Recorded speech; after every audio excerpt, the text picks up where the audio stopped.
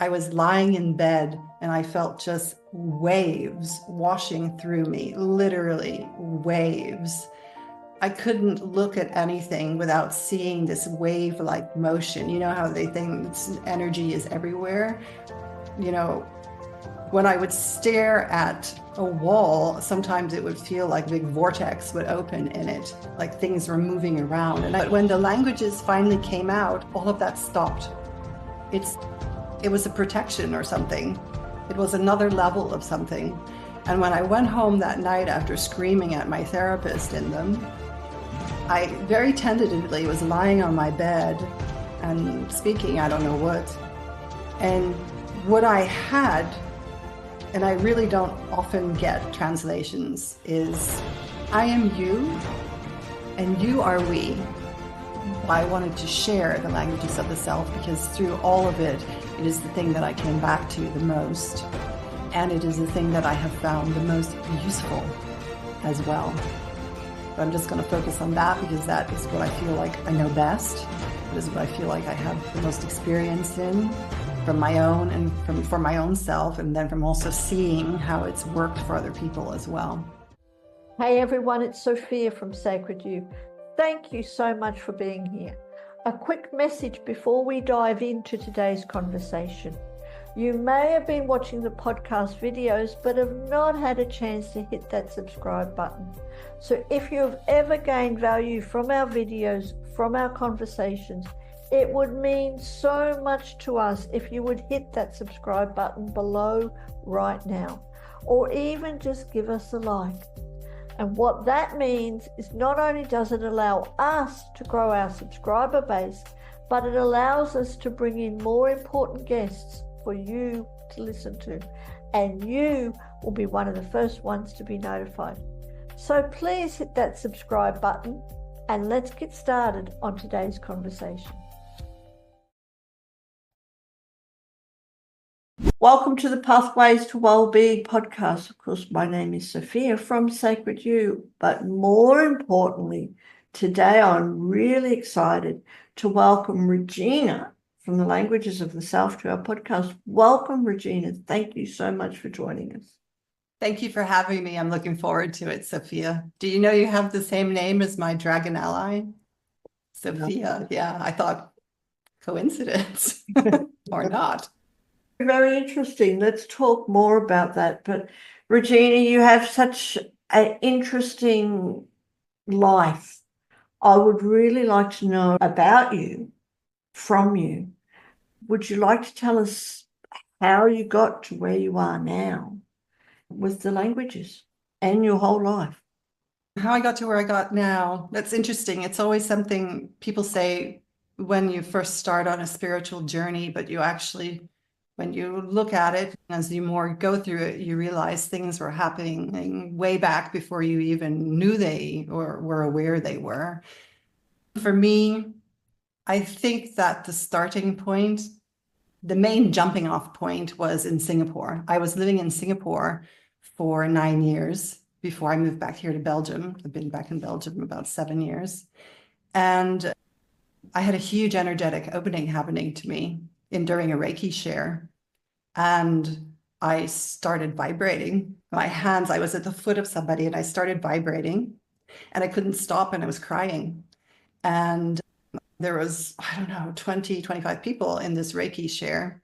And my Reiki teacher literally had to come and pull me away because I couldn't take my hands off. And after that, wow, all sorts of things happened. I went home that night. I was lying in bed and I felt just waves washing through me, literally waves. I couldn't look at anything without seeing this wave-like motion. You know how they think energy is everywhere? You know, when I would stare at a wall, sometimes it would feel like a big vortex would open in it, like things were moving around. And I still do see that sometimes. It's not as much, but at the time it was a bit disorienting because you think something's wrong with your vision. But I started to sense things and feel emotions from people and sense I guess, what you would call spirits or beings or entities or whatever. And this went on for several months. I had planned to do a past life regression just before this happened, and not knowing that I was going to have this whole opening happening. And I went to that, and that was a 3-hour long past life regression. The whole floor around me turned hot. It was weird. And I was contorting my body into positions I wish I could do it. I wish I could have done in yoga at the time. And the woman who was holding it, she kept coming behind me and putting her hand underneath my head because I kept raising up and falling back down. And after that, just wild stuff started happening. And I never felt afraid, but it made other people around me afraid, including who was my Reiki teacher at the time, because I went back to take a second level of Reiki, and she literally told me she was protecting herself against me. So I was a bit, oh, and somebody else said, "Oh, your energy is burning me." And he literally went and sat across the class from me during the Reiki class. And that's when I first started feeling the shadow side come in, and I started worrying that whatever this was, Kundalini or whatever you want to call it, happening to me was maybe going to hurt my son, and who was only 5 years old at the time, 6 years old, or my husband. But I would give my husband Reiki and touch his feet, and he would feel this wave go through him. My son had told me, "Mommy, please stop. Your hands are far too hot." My cats ran away from me for 2 weeks. It's not like they were afraid of me, but I think maybe it was just like too much. But for a long time, I would go out in the bus, or there's a big bookstore in Singapore called Takashimaya, and I couldn't take it. I remember being on the bus once, and this elderly gentleman sitting down next to me, very benign looking. And I'm thinking, okay. And all of a sudden, because I would have very physical reactions, I would sense something in him, and I never knew what it was, but it just gave me a reaction. And I had that happen a lot, a lot. And being in the bookstore, I couldn't go in the bookstore anymore. It felt like all the words in the book were just, all the energy from the books was just like overwhelming me. And I started to do, I don't know if you ever heard of network spinal analysis, NSA. It's moving energy through the spine and connecting the nervous system. And that worked really well for me and helped me a lot. But at the time I was, they didn't want me to do it, because usually it's 4 people at a time. They didn't want me to do it with the other 3 people because I kept having all this stuff coming through me. And so I had a private session. And during that private session, I basically yelled out my first words in the languages of the self to the guy. Unfortunately, he held the space. He's like, "Oh, I was expecting that." But I think that I started speaking because I first came in contact with somebody who was speaking them. And this was somebody who was teaching me the Munich rites. And she was speaking in what she called language of light, language of love. And I remember just feeling like I wanted to reply back to her, but I was thinking, no, no way, Regina, just keep your mouth shut. That's too weird. We're already here with the Munich rites, and you don't even know what's going to happen with that. So that's not even go over that step. So, I asked her, "What is this?" And she explained it to me a little bit. And I then went and I listened to Judy Satori a little bit for a while. And honestly, I got sick from listening to her stuff. I really think I did. I listened to it too much. I think she used to do a whole lot of things for releasing certain things, and I listened a lot. And I don't usually get sick, and I ended up with a fever for a week. And then on my own, and I don't think my languages of the self sound anything like Judy's at all. I just started speaking, And this was several months after I had that energetic opening. And before that, I couldn't walk around anywhere without feeling spirits. And they knew, I felt like they knew I could feel them. And it was like, hey, somebody knows we're here. Hey, let's go. Like little kids when they get your attention, they don't want to let you go. Unfortunately for me, it was very physical when it happened. And I would just, in the middle of nowhere, I just like, and it would happen at dinner. And of course, my son would be a bit frightened, and my husband would have to say, "Don't worry, mommy's just talking to somebody right now." And it was working with them, but when the languages finally came out, all of that stopped. It's it was a protection or something. It was another level of something. And when I went home that night after screaming at my therapist in them, I very tentatively was lying on my bed and speaking, I don't know what. And what I had, and I really don't often get translations, is I am you and you are we. And that was back in 2012. So here we are now. And it's taken me this long to really realize that I say languages because there's more than one. There's like dialects in there. And I've noticed that as time progresses, different ones come out. Depending on who I'm speaking to, the dialect or the voice can change. And in 2023, I went back to the States. I hadn't been back in a long time, and to visit some friends I hadn't seen in a long time. And in Florida, marijuana is legal for people who need it for medical reasons. And I had a friend who needed it for medical reasons. We got high. And this is not something I've done in a long time, not since university. And it was really interesting because, wow, it was really interesting. I had probably had a little bit too much, and I could barely stand. It was to the point where I was sitting down, and it's like whenever stuff like this happens, that's almost I can feel it coming. I feel like there's something coming, and I was like, okay, what's going to happen now, Regina? And I told my friend, please get me some water. And we had earlier been in a crystal shop that day, and I had bought 2 black crystals, and I insisted on holding them, having them in the chair next to me with this water.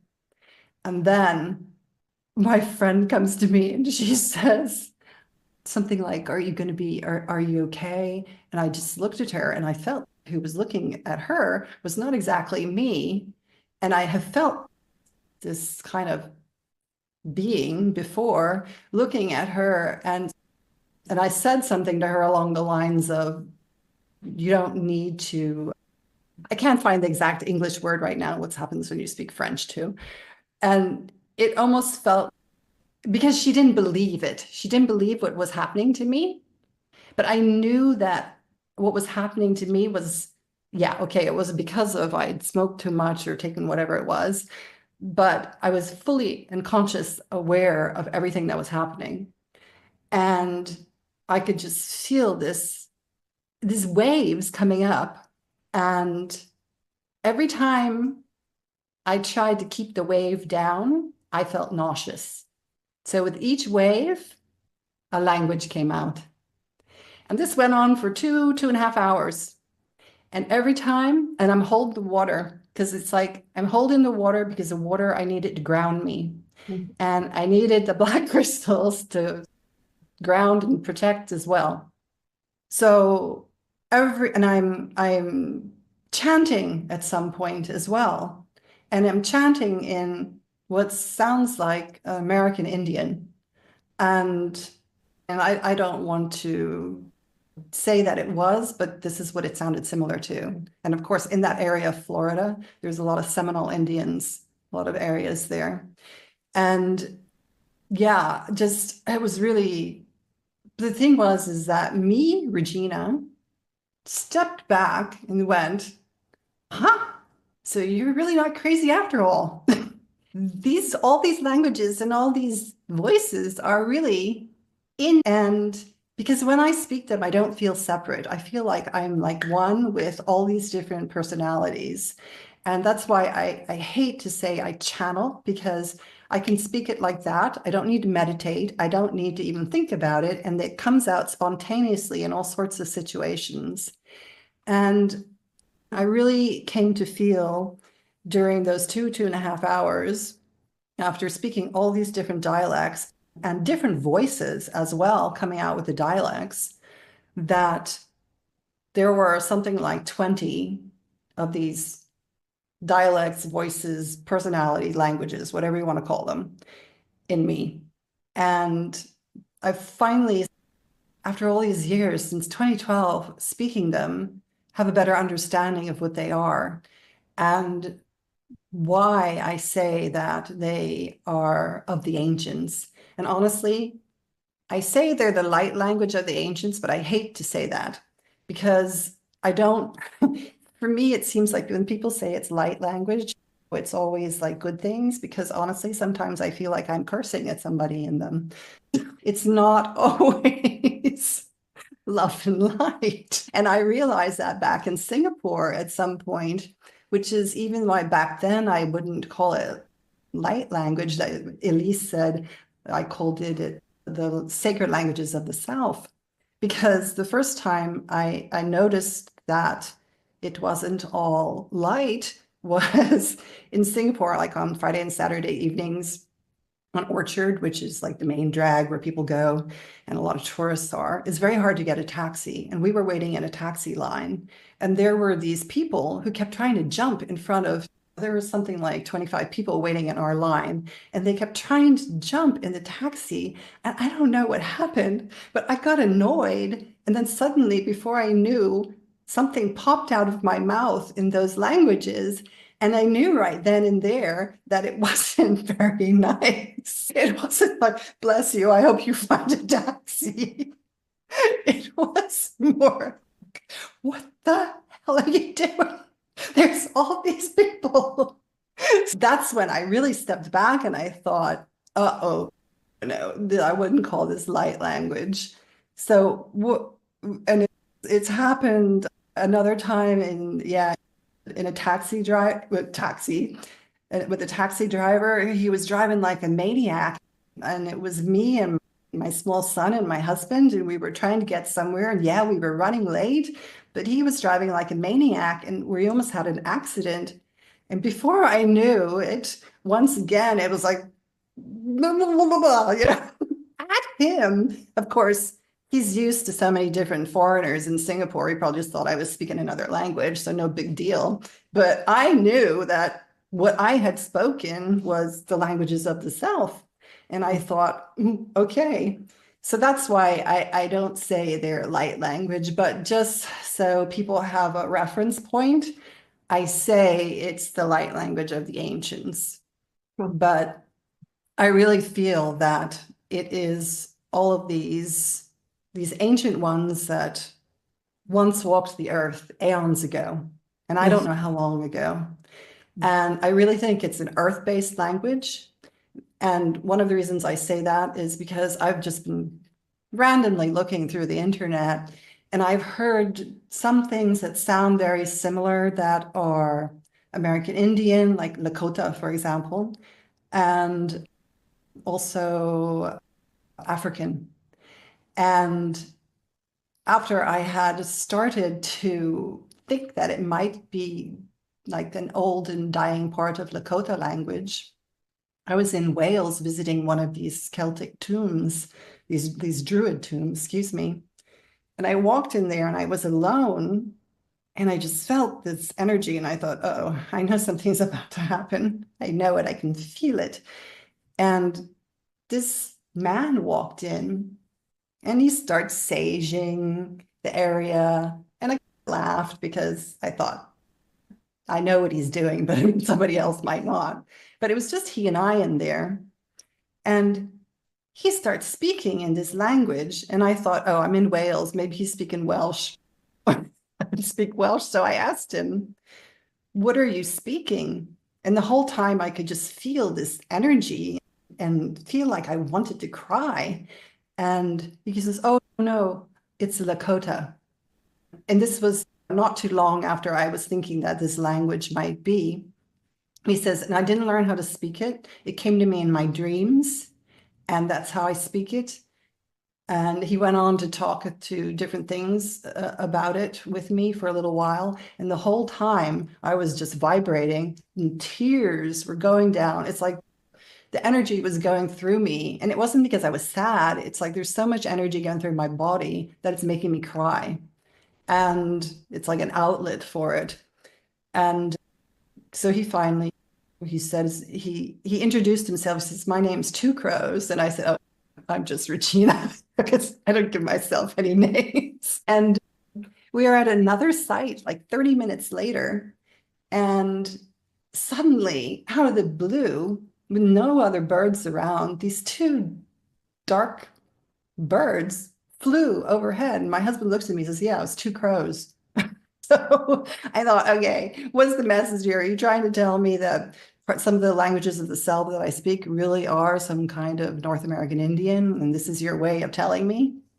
I don't know if that answers your question. This is a roundabout, wrapping it up so many years. It's been an incredible and very interesting journey, and thank you so much for sharing it. I've got so many more questions, and you've opened up like we're going to be here. And I think, Regina, I think we're going to have a part 2. I really do think that. I want to go back just a little bit, if I can, and come back to the languages of the self and your incredible journey. But just one thing that you did mention for people who are watching or listening, who may not have heard of the Munich rites, would you like to just explain briefly what are the Munich rites? What does that involve? Oh, now you're asking because I've stopped doing them. It's been a long time. Okay. They are South American Indian based. They are the rites, I think there's 7 of them, and they're rites that are really connecting you with the 4 directions and the Pachimama, Pachipapa, so it's the sky and earth, and stars as well. And it's a tradition that was really kept among, and I think they're Andean or Chilean. I can't remember exactly where was the origination of it. And they kept it within their own tribes within themselves, and then they gradually started to open it up to other cultures. And yeah, it's quite powerful to do it. I haven't done it in a long time, to be honest. There's a lot of things that I used to do, I used to practice, and since I came back to Belgium, not too long after I came back to Belgium, my husband was diagnosed with acute leukemia. So I went through a crisis of faith and a lot of other things that happened and dropped a lot of the practices that I was doing before. But the languages itself is the one thing that has really stuck with me. Well, thank you. Thank you. And for anyone else who's interested, sure we can all look up Google. So much for sharing that. And I'd love to know, Regina, in your whole journey, which is absolutely incredible, what is maybe one moment where you truly felt seen and understood in words, in a way that words cannot express? Seen and understood? Yes. By who? By yourself, by other people. But something that in your journey that, that you are able to express in maybe the languages of the self, but in that normal words can't. That's one of the reasons normal words can't express. If I want to be very honest, I'm not sure that I've ever felt fully seen and understood, even to this day. I feel like actually the ancients are what understands me best and what sees me best, and my dragon allies. Even my own husband, he witnesses everything, but it's not the same because he doesn't have the same beliefs. He doesn't have the same experiences, although he's seen so many things happen to me. I think there's a lot of things that I don't say that I'd like to, which is why I'm probably starting to do more videos of what I do and to express more what I do. And I often see things that are written that are to do with love and light that I really just want to just rip to shreds because I think they're misleading people. And I know that's not, I know that I have a very forceful viewpoint sometimes that doesn't always rub people the right way. But, and I think because of that, I have kept my voice quiet for a long time, and I don't always really say or express what I want to because I don't want it to offend people, or I know it's not the right thing to do or the right thing to say in that moment.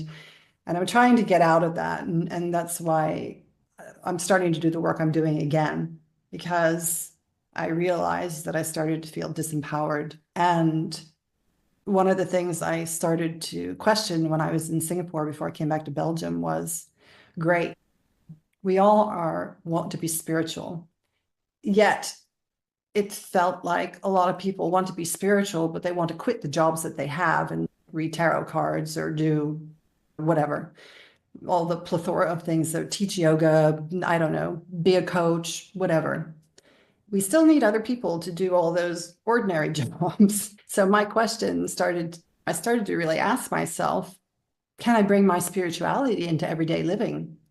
What happens if I can't have the holistic center that I had, and I can't just do nothing but teach about dreams and signs and symbols and teach Belvaspata, angelic healing? What happens if I have to have a job because I have to make money?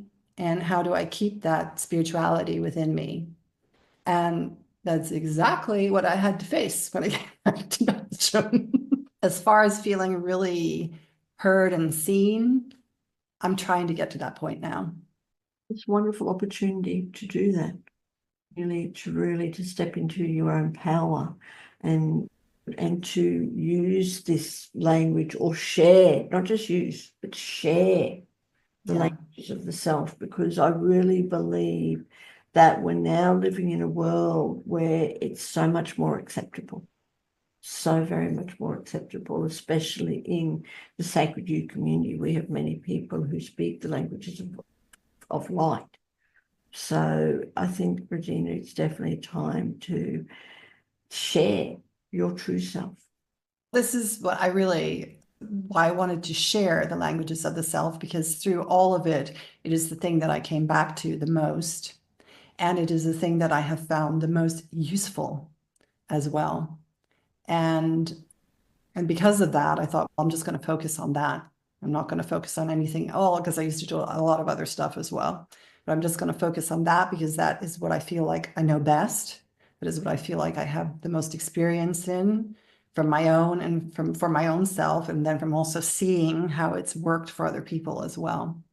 Thank you so much for sharing. Can I just take a moment, really, Regina, just to honor you, in sharing that deep part of you where I see it as a natural gift, all right? To be able to share these languages, to be a vessel in a way of bringing these languages back out into today's world. And yes, I also agree with you that they are very ancient, but it's now the time that we start to hear them, to understand them, and to speak them.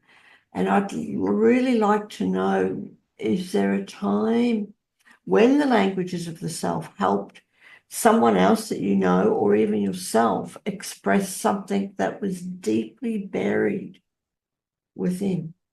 This person did not speak the languages of the self, but they came into my holistic center and I spoke with them for a long time.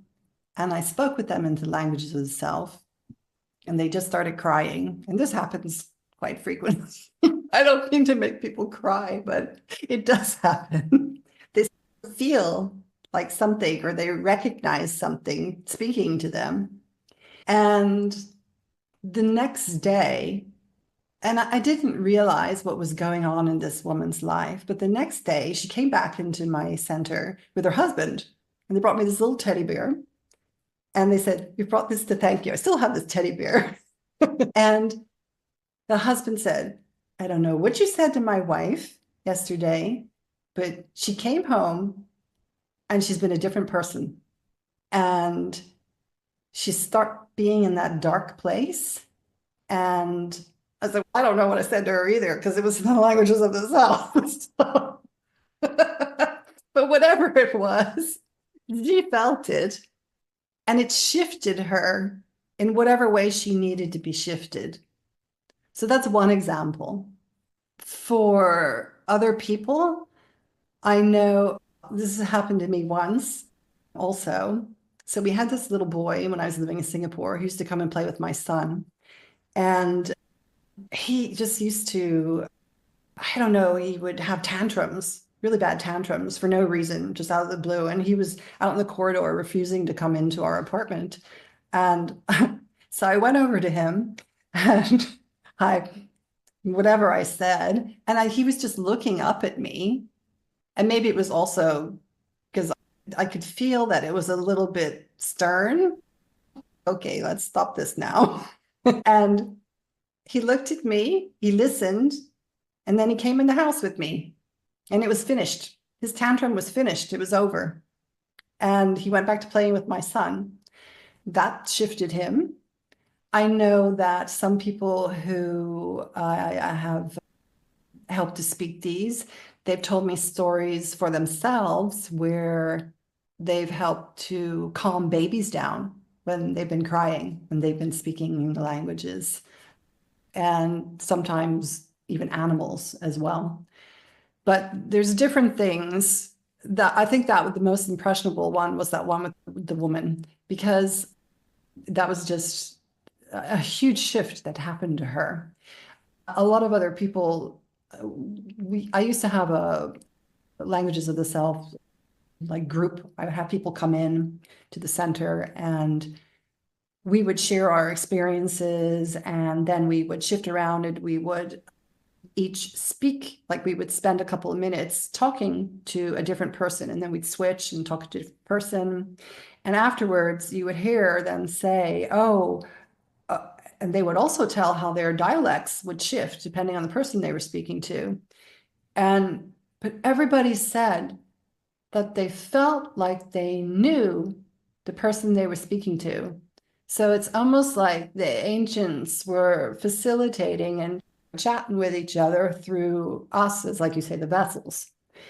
And sometimes they would say that whatever was said to them, it felt like it answered a question that they had, or it helped them see something differently.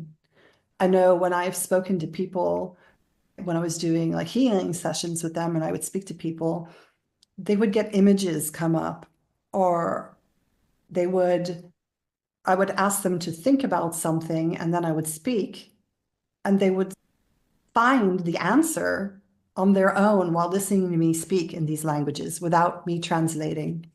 So these are the types of shifts that happen to people. They're not necessarily always huge shifts, but they're small things that move people. One thing that happened to me when my mother died is I was speaking to her in the languages of the self, and I was holding her hands as she was dying. And my brother was there, and I was just speaking and speaking and speaking. And as I was holding her hands, I could feel like some kind of energy just pass through me when she died, when she passed. And it went through me. And then, wow, I don't even know how to describe this, because I've always been in awe of this. It's like the entire room was filled with some kind of incredible calm, peace, understanding, love, or whatever. I don't know. And I don't know. I've never felt that since. And I felt bad because my brother didn't feel it, but I did. And I felt like through the languages of the self, I had helped my mother pass to some place that was even better for her than where she might have gone without that. And that's had the same thing happen with 3 cats I've had who have died. And I've been speaking the languages of the self as they've passed. And one time after one passed and she finished, it had been cloudy and gray. And then suddenly through the window comes this ray of sunlight right on her. And it was beautiful. It was sad. I was crying and bawling at the same time I'm speaking these languages. But with my mother, that was really incredible. I actually think that when you speak the languages of the self, as people are passing or animals are passing, it helps them transition better. I agree with you. I would believe that too. Absolutely. Mm. And I said it's a wonderful gift, and I want to know more. And for everyone who is watching or listening, and if you're interested in learning more about the languages of the self, do click on those links below and connect with Regina, because it would be an incredible experience, an incredible ability to be able to tune in that, because I believe that today's English language generally is just ordinary. Like, it's at the top level in, because I even have trouble with the words too, in finding those deep words to really represent what we're truly feeling. English language just doesn't get it, where I do believe the ancient languages do. So thank you for sharing that. Must be a very special moment witnessing. And I'd also love to know, in your experience, Regina, what is something that most people misunderstand about intuitive or energetic communication? They don't trust it because it doesn't seem logical. It doesn't seem scientific. You can't exactly prove it. And that's why it makes it hard. I've got a friend who I actually got her speaking.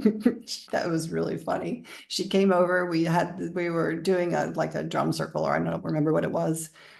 And I was speaking, and then all of a sudden she started speaking and she just looked at me. She said, "What's that coming out of my mouth? What is that?" And her partner doesn't speak it. And the thing is that I can tell when some people are close to it coming out. And I know that he has the ability, I mean, everybody has the ability to speak it, but I know that if he really wanted to, he could speak it, but he refuses. And he refuses because he doesn't believe in it. He thinks that you're making it up. He thinks that anybody who speaks these types of languages, that we're making it up. And if you want to be honest, sometimes I actually think that when I listen to some people, I think they are making it up, because one of the things that I was doing when I was helping people to awaken is I could tell when it was being made up and when it was them truly doing it. And I would tell them, that's not it. Come on, try again. And I think that's the thing, is that, and I think it's also the stumbling point why people don't want to do it, is because they think that people will think they're crazy. What is this mumbo jumbo coming out of your mouth? They'll think that you're making it up. And I tell you, for a long time, I thought I was making it up too. I was like, boy, this is some fantastic fiction you've got coming out of your mouth, Regina. But so it's good to question. It's good to not just completely believe everything. But, and then you can somehow also doubt your own sanity when you speak this too, because you think, what's coming out of my mouth, or wow, I'm really creative, or am I crazy? What is this? Am I possessed? And that's also something people will think, oh, they're possessed. It's bad. Don't want to talk to them. They're possessed. So there's a lot of different things that it can be, how people perceive it when they hear it, and also people who don't want to speak it because of these reasons as well. I mean, I could understand that. Totally understand that, especially, you know, a lot of people would think that you may be possessed, the individual. So how, if you said, if I heard you right, that anyone can speak the languages of the self, how do people start, besides coming to see you, which I'll definitely recommend, but is there any way that any tips or techniques that people can use just to start to get into that energy? Definitely. The first thing I think is if you watch or you hear somebody speaking in these languages or what they call light language or whatever, if you feel like you want to reply, that's one indication that there's something wanting to come out. One of the things that I had was also I had this swirling energy around my throat. And this is something also that people tell me before they speak it. They feel like something is wanting to come out of their throat. They feel like they've got a sore throat or there's something just stuck, and then they start speaking and it's finished. So these are some indications also that you could be closer to speaking the languages of the self or a language of soul or light. And things that you can do are just, it sounds crazy, but just say sounds out loud.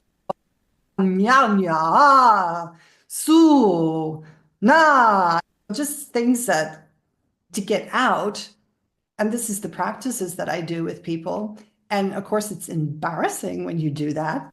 Little room doing that somewhere, or in your car driving down the highway or something where people don't care. And so it's trying for you to get used to strange sounds coming out of your mouth and different sounds and sounds that don't make sense to you. That's one that is the main technique that I use with people or tip. And it's one of the things that I actually do in like in the some of the exercises that I do in meditations is that I have people repeat after me. So that's something else you can do. When you hear somebody say something, you can try to repeat what they're saying and not saying that's what you're going to say when you finally do speak, but it helps you to start to open up to something that's different by repeating after somebody as well. So I would say those are the main things. That's why it's not brain science. It's not a difficult thing to do. And that's why I really believe that everybody has it in them. And another reason I believe that is, do you know Lisa Gerard from The Dead Can't Dance? You're Australian, right? You should know her. And so anybody who has watched Gladiator and listened to that absolutely gorgeous music that she's singing in it, she is singing in what she calls the languages of the soul. And she has been singing in that since she was a child. And she also believes that everybody has that in them. And she believes that it's the connection. There's interviews that she's got where she's describing this. I'm not just making this up. You can go look on the internet and find it. And she says that it's like her connecting with the universe and these universal sounds coming through her. So for me, it's the ancients, but she says it's the universe. So this is why, and when I read that, I thought, oh, wow, I'm not crazy. Lisa Gerard also believes that too. So I think everybody has it in them. They just need, some people it's closer to the surface. And then some people it just needs a little bit more help to get it out. And then some people they'll just never speak it because they've got too many blockages and thoughts against why they shouldn't. And unless they get over those, they're not necessarily going to open themselves up to being able to express like that. Yes, and that is so very true. And I definitely will look into more as the languages of the universe. Well, there are so many languages out there, the languages of the self and languages of the universe, the languages of the soul. True. So much deeper than our English language today, or even our spoken languages if we're in different parts of the world. Absolutely. And I'd love to know, Regina, for you, how does the languages of the self really help you to express yourself or to express the parts of you that other people don't even know exist? There's several ways. So I've spoken about how I speak them spontaneously, Yes. and that's one way, obviously. And that often comes out in situations. It comes out actually in the last 2 years since that episode in Florida.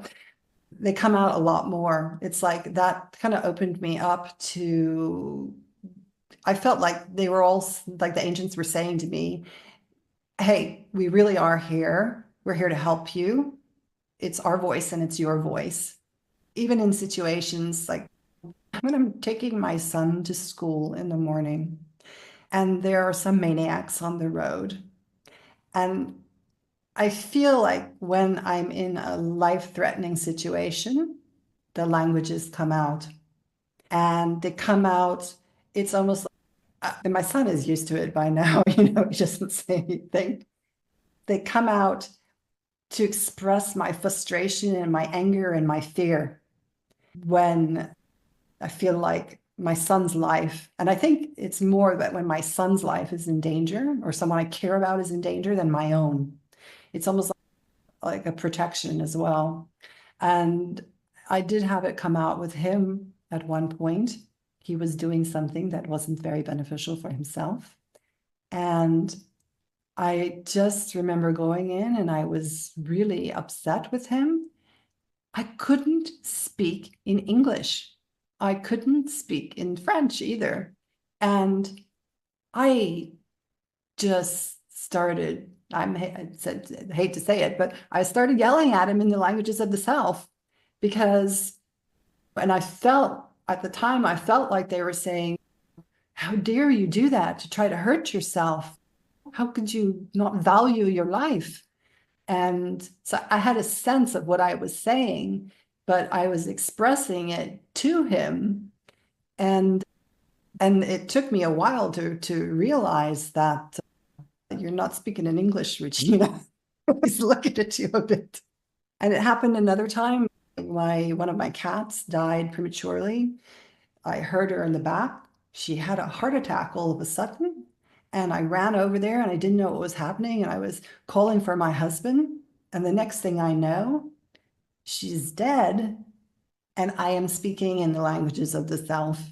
And I am grieving and and I'm rocking and I'm just speaking in those languages. And I don't know for how long. And suddenly I realized my son and my husband were there. And it's, oh, okay, no, I got to pull myself out of this. I got to pull myself out. So it was helping me to express shock and grief that I felt that my cat just died. Another way that I use them is sometimes I will just sit in meditation and not meditation in a way that I need to meditate to get the voices to come up, but just sitting quietly and allowing myself to speak nonstop or chant or whatever comes up. And during that time, I feel like I'm connecting with the ancients because it feels like they're telling me stories as well. They're telling me stories about their sadness and their pain and their happiness and their joy and their experiences. And what often happens when I do that is I get images or I'll get words come up. And this happened to me one time, and I went and I looked up something that was the words that came up, and I didn't know that this has happened. And it was what it was referring to was the Trail of Tears in the North American, where all these Indians lost their lives.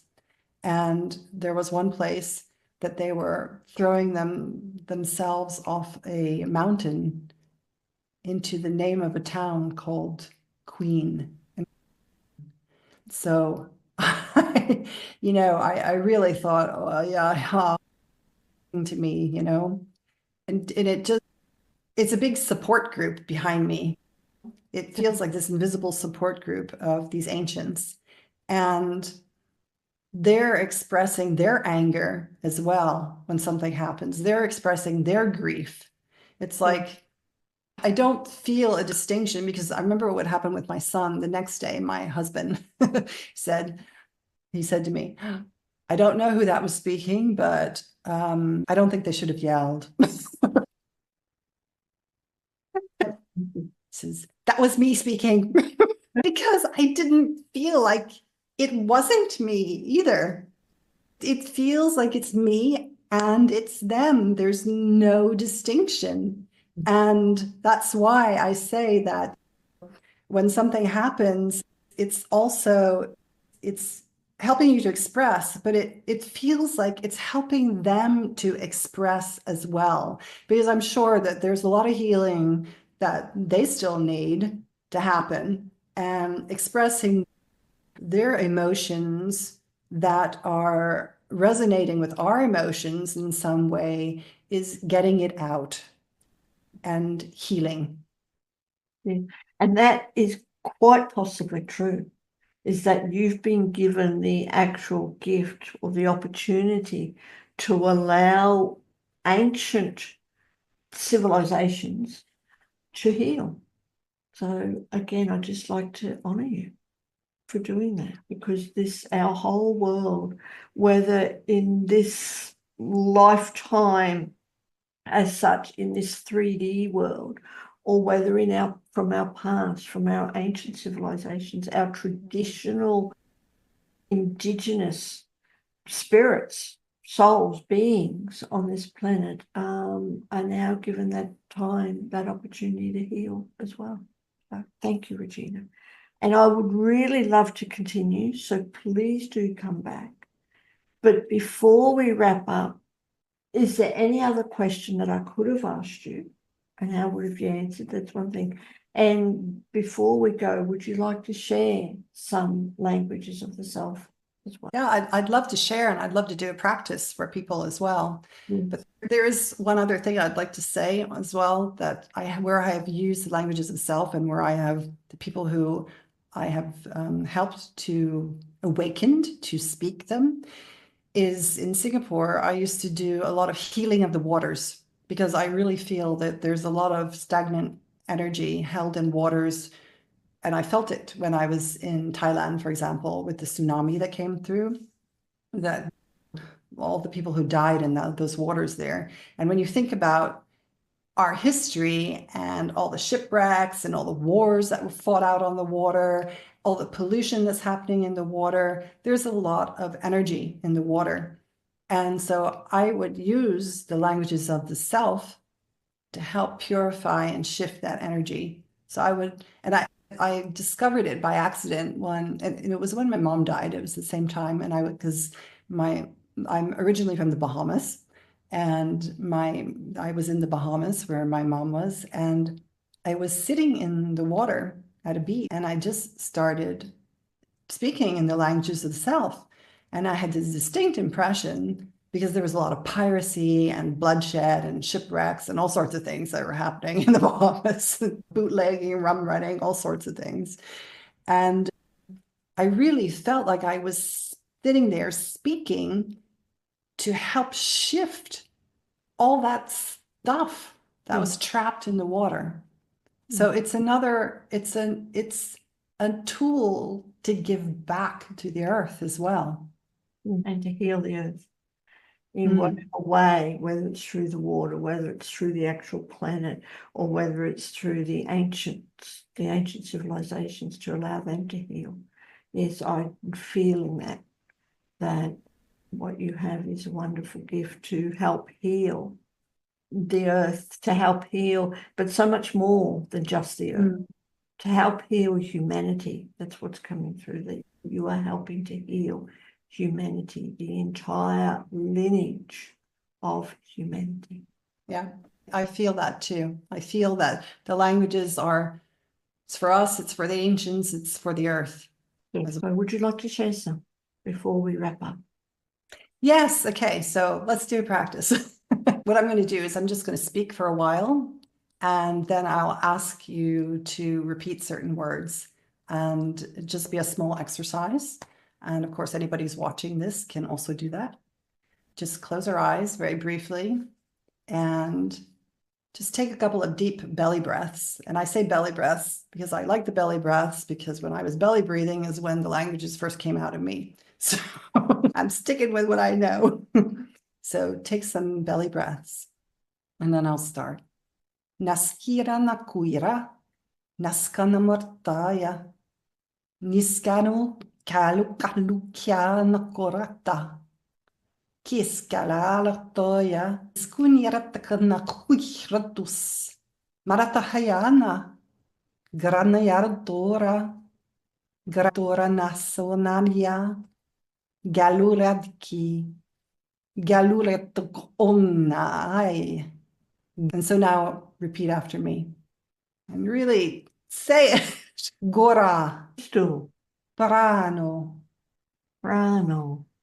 And now I just want you to keep repeating the same word over and over that I say, or the same phrase. Kalirana, tenona, Tenona. tenona. Regato. Okay. And now I will just keep speaking and just think, see if there's any kind of images that come up, any kind of words that pop out at you that don't normally pop out, or something that you maybe haven't thought about in a while that comes up. And that's it.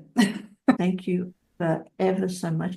It has been a wonder, truly. And again, for anyone who is watching or listening, do click on those links and check out everything that Regina has to offer, because you never know what's inside that is just waiting to come out. So thank you, Regina. And please do come back. I'd love to. Thank you for having me. It's been fun. Oh my God, what an incredible and enlightening conversation that we have just experienced with Regina, who was sharing her profound journey with the languages of the self. Now, if today's discussion has resonated with you, ignited curiosity, or perhaps even awakened something within, I invite you to take this as a sign to explore further. Click on those links below for everything that Regina has to offer. And as always, if this episode has touched you in some way, we would love to hear your thoughts. Leave us a review, share this episode with someone else who needs to hear it, subscribe to our channel, or join us in our Sacred You community, a space where ancient wisdom meets modern connection.